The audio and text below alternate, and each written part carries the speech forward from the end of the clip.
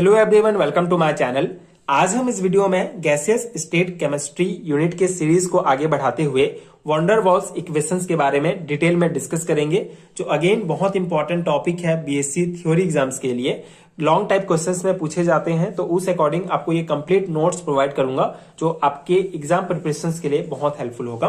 सो wonder walls equations क्या होता है, इससे पहले हमने आइडियल गैस इक्वेशंस के बारे में डिस्कस किया, जो होता है पीवी इक्वल टू एनआरटी।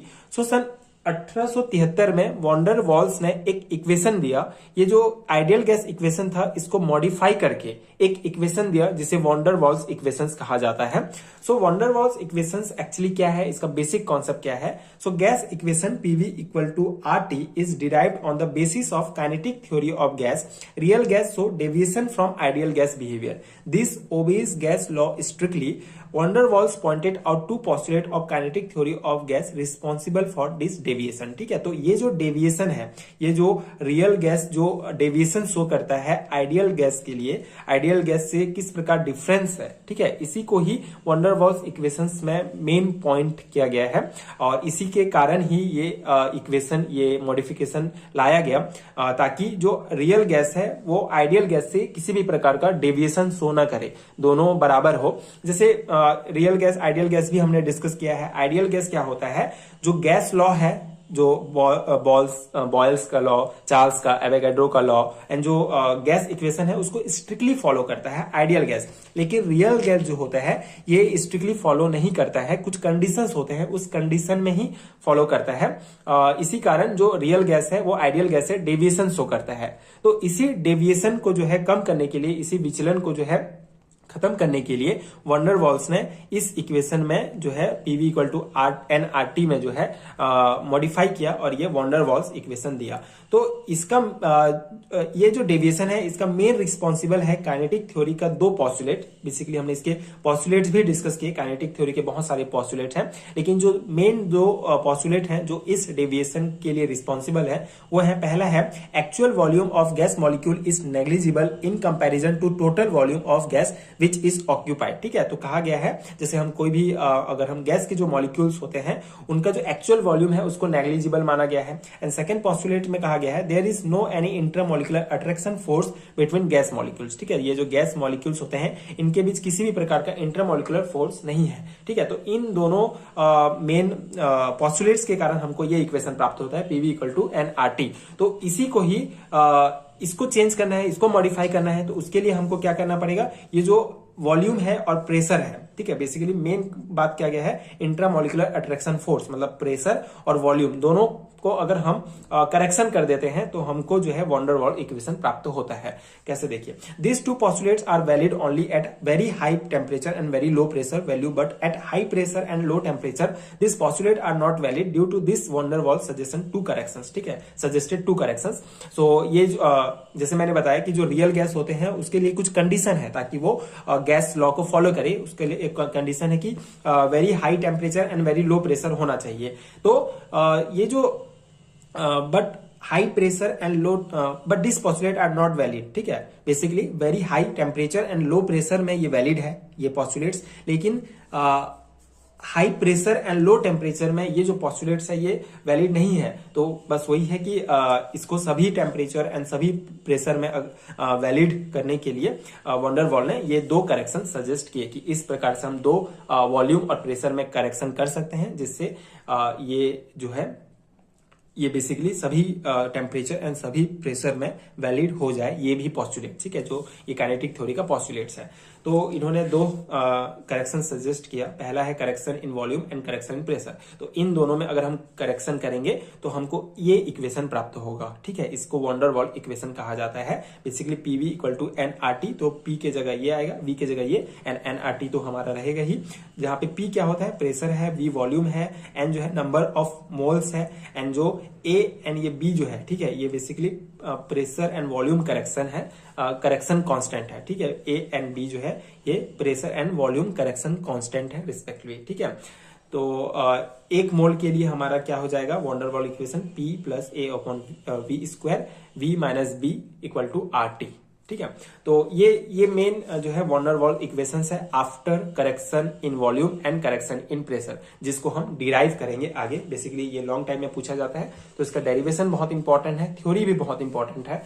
इसको बेसिकली आपको लॉन्ग थ्योरी ही लिखना पड़ेगा कि किस प्रकार से वॉल्यूम में करेक्शन किया गया एंड किस प्रकार से प्रेशर में करेक्शन किया गया, जिससे हमको वॉन डेर वाल इक्वेशन प्राप्त हुआ। तो वॉल्यूम में करेक्शन क्या होगा, at low pressure the distance between molecule is more, so actual volume of molecule is negligible in comparison to total volume, total gas volume. ठीक है, तो एट लो प्रेशर, ठीक है, लो प्रेशर है तो वहां पे डेफिनेटली जो डिस्टेंस है मॉलिक्यूल्स का वो बहुत ज्यादा होगा, तो जो एक्चुअल वॉल्यूम होगा मॉलिक्यूल का वो नेग्लिजिबल माना गया है। ठीक है, at high pressure molecule are close to each other and at this stage total volume of gas molecule cannot be neglected because molecule are not compressible while the gas volume except actual volume of molecules is compressible. Van der Waals explained that in gas equation only compressible volume should be taken. ठीक है, तो उन्होंने क्या कहा कि theory postulates के आधार पर क्या था कि जो वॉल्यूम है वो नेग्लिजिबल है। ठीक है, जो वॉल्यूम है ये इसमें बेसिकली इसका प्रेशर लो है, तो बहुत दूर दूर है इसके मॉलिक्यूल्स, तो इसका वॉल्यूम जो है वो नेग्लिजिबल होगा। लेकिन अगर इसको प्रेशर इसका कम किया, हाई प्रेशर में अगर इसको रखा जाता है, जैसे अगर ये जितने भी मॉलिक्यूल्स हैं इसको अगर एक छोटे जगह में, ठीक है, इस प्रकार से किया जाएगा तो इसका जो वॉल्यूम होगा वो नेग्लिजिबल नहीं होगा, इसको नेग्लेक्ट नहीं कर सकते हैं हम।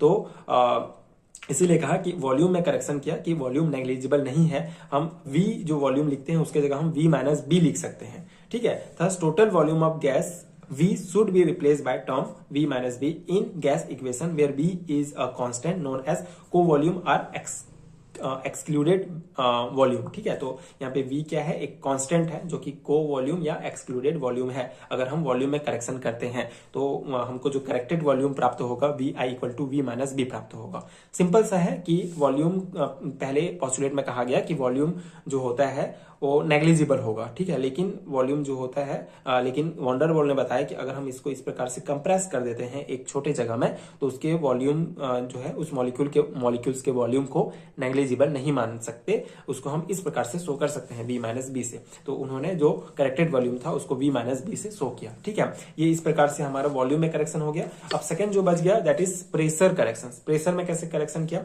Pressure of any gas is due to bombardment of gas molecules continuously on the wall of container। ठीक है, तो किसी भी गैस का जो प्रेशर होता है वो बेसिकली जो मॉलिक्यूल्स होते हैं वो किसी भी कंटेनर में, मान लो ये गैस है तो इसका प्रेशर कैसे हम पता करेंगे, तो बेसिकली जो मॉलिक्यूल्स हैं वो लगातार कंटेनर के वॉल से टकराते रहते हैं, एक दूसरे से टकराते रहते हैं, तो उसके कारण प्रेशर जनरेट होता है। At high pressure when molecules are close to each other due to presence of intermolecular attraction force the molecule will collide the container wall which lesser force. ठीक है, अब यहाँ पे सिंपल सा कॉन्सेप्ट समझाया गया कि अगर मॉलिक्यूल्स के पॉस्टुलेट्स में कहा गया है कि मॉलिक्यूल्स के बीच आपस में किसी भी प्रकार का इंट्रामॉलिक्यूलर फोर्स नहीं है, तो अगर इंट्रामॉलिक्यूलर फोर्स नहीं होगा तो ये जो मॉलिक्यूल्स हैं फ्रीली एक दूसरे से टकराएंगे, इस कंटेनर के वॉल से टकराएंगे, तो इसका जो प्रेशर होगा वो बहुत ज्यादा होगा। लेकिन अगर इनके बीच इंट्रामॉलिक्यूलर फोर्स होता है तो वो जो है एकदम से नहीं टकराएंगे। ठीक है, एक फोर्स के साथ टकराएंगे तो वहां पे जो प्रेशर होगा वो लेस होगा। ठीक है, कम होगा, कम प्रेशर होगा। जैसे यहाँ पे अगर ये ए मॉलिक्यूल है, ये बी मॉलिक्यूल है, ए मॉलिक्यूल जो है अगर ए मॉलिक्यूल यहाँ पे आप देख सकते हैं इस दीवार से टकराएगा, लेकिन अगर डायरेक्टली बिना किसी फोर्स से, जैसे इस मॉलिक्यूल के साथ अगर ये फोर्स में नहीं जुड़ा होगा इंटरमॉलिक्यूलर फोर्स में, तो ये बहुत जोर से टकराएगा इस वॉल से। लेकिन एक प्रकार का जैसे ये अगर बी मॉलिक्यूल मान लेते हैं, इस मॉलिक्यूल से एक अट्रैक्शन अगर इनके बीच है तो ये बहुत धीरे से टकराएगा और कम प्रेशर जनरेट होगा। तो इस प्रकार से वही कहा गया कि इंट्रामॉलिक्यूलर फोर्स मॉलिक्यूल्स के बीच होगा तो कम प्रेशर जो है जनरेट होगा। ठीक है, and this will affect the pressure of gas, और ये जो है और ये डेफिनेटली गैस के प्रेशर को अफेक्ट करेगा। तो इंट्रामॉलिक्यूलर फोर्स होगा तो प्रेशर कम होगा, इंट्रामॉलिक्यूलर फोर्स अगर मॉलिक्यूल्स के बीच नहीं होगा तो प्रेशर बहुत ज्यादा होगा। तो this will affect the pressure of gas due to attraction of other molecules are stretch inward, thus the pressure will be less than expected value. ठीक है, तो जो प्रेशर होगा वो कम ही होगा एक्सपेक्टेड वैल्यू से अगर मॉलिक्यूल्स के बीच इंटरमॉलिक्यूलर फोर्स होगा तो। ठीक है, यही पॉइंट्स कहा गया है। अगर आप बेसिक समझ लेते हैं तो आप डेफिनेटली ये सब अपने से भी लिख सकते हैं थ्योरी में।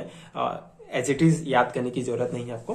Hence this force of attraction is acting on the colliding molecule, it is proportional to the number or density of molecules present in the gas are inversely proportional to the volume. तो ये जो हमारा pressure होगा, ठीक है, जो हमारा pressure है, जो कम प्रेशर हमको लेस प्रेशर प्राप्त हो रहा है, जो इंट्रामोलिकुलर फोर्स के कारण जो प्रेशर हमको प्राप्त हो रहा है वो बेसिकली वॉल्यूम क्या जो है इनवर्सली प्रोपोर्शनल होगा। तो प्रेशर इनवर्सली प्रोपोर्शनल 1/v², ठीक है। और यहाँ पे ए हम एक कांस्टेंट लेंगे और ए जो है एक कांस्टेंट है जिसका वैल्यू डिपेंड करेगा गैस के नेचर पर, ठीक है, कि कौन से प्रकार का गैस है।